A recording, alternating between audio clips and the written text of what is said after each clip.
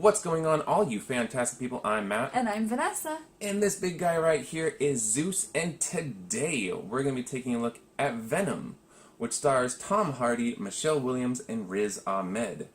When Eddie Brock goes snooping around a mad scientist conducting illegal experiments, he finds himself at the mercy of a maniacal alien symbiote. Little does he know that the symbiote will unite them into one organism known as Venom.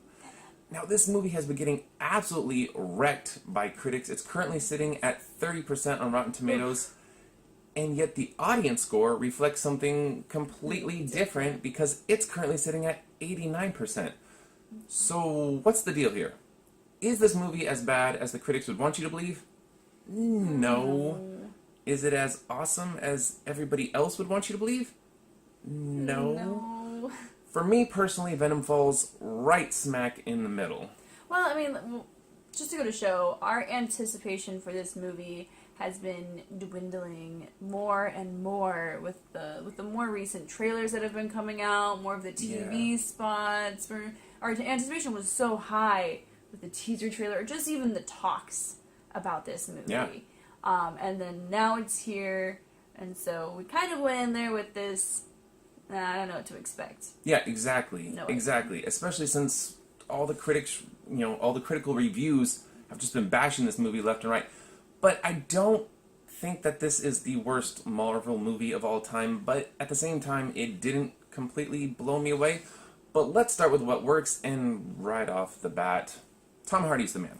Tom Hardy is the man. Tom Hardy is the man. He does such a good job as Eddie Brock, but it's actually his interactions with the symbiote, with Venom, that really bring his character to life. Yeah, what I really enjoy about this is he looks like an average man in this movie, like an average man, an average reporter, not like Superman, Clark Kent being this kind of almost like supermodel-ish kind of. Yeah, he's not Bruce Wayne, rich billionaire playboy. No, he does look like an average Joe. Person, yeah. Yeah, and when stuff starts happening to him, when he thinks he's going crazy and he's not sure of what's going on inside his body or his mind, and he starts freaking out, the movie works, and it works really well. Yes. Venom also works really well. He looks just as cool, creepy, and amazing as I had hoped. Yeah, he looks pretty awesome. Yeah, the special effects that they did to bring him to life.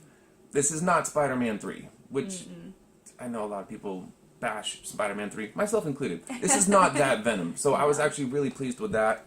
And I will say that parts of this movie were pretty fantastic, although I will admit that some of the better scenes were ruined by the trailers, but still, those scenes did manage to impress.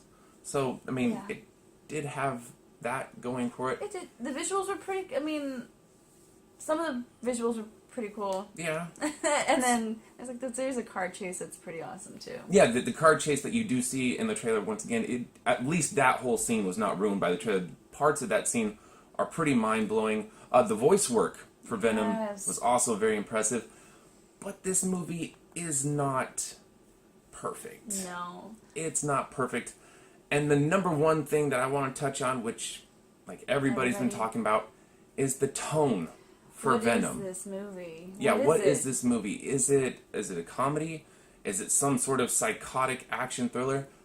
Who knows? No. And to tie into that, a lot of people have been talking about, well, should this movie have been rated R? Possibly.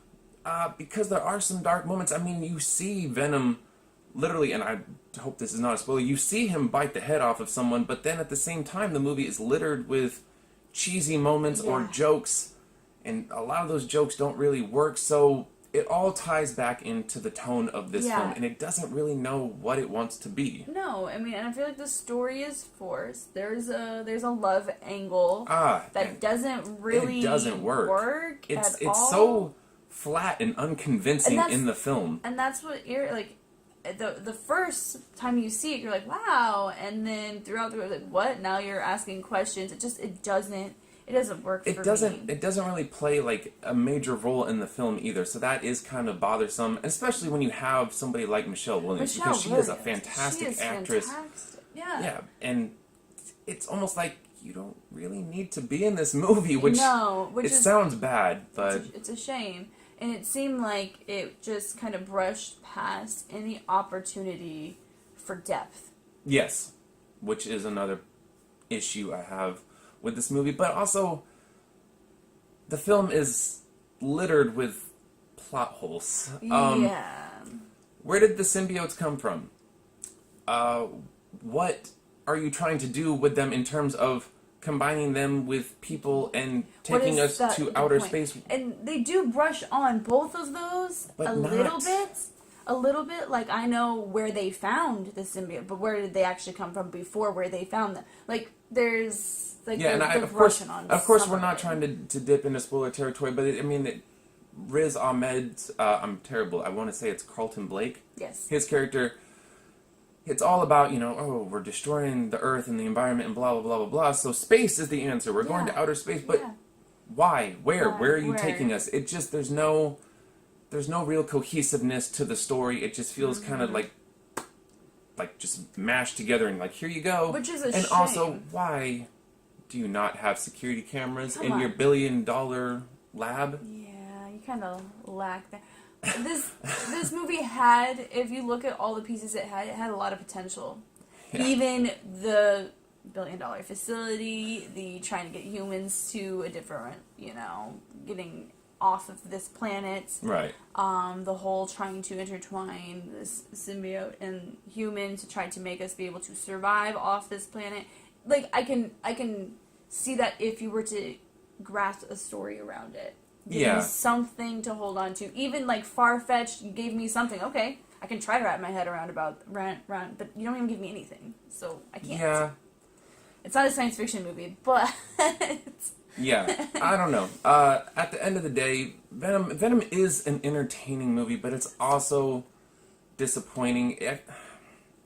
This is just another one of those films where I feel like more could have been done, and perhaps it could have benefited from taking the film down a darker, more, I don't know, emotionally tangible path. If you had really gone for it and made like a dark, kind of, I don't know, I don't want to say brutal Venom film, but you know what I'm saying. Yeah. I'm not sure this is exactly the Venom film we were all hoping it was going to be, but it is still kind of entertaining, and so, once again, it falls right down the middle for me, and I'm giving Venom a C. Okay, alright. I think I was a little generous then, because I gave it a B-. Probably a little. It was entertaining. It was entertaining, and I might need to see this movie again just to get a better idea of what they were going for. I don't know, but what I will say, though, is that the tease for the sequel involving Carnage does look, I don't know, it does look like it could be promising. I mean, to be honest, the mid-credit scene is actually darker than the whole entire Venom film.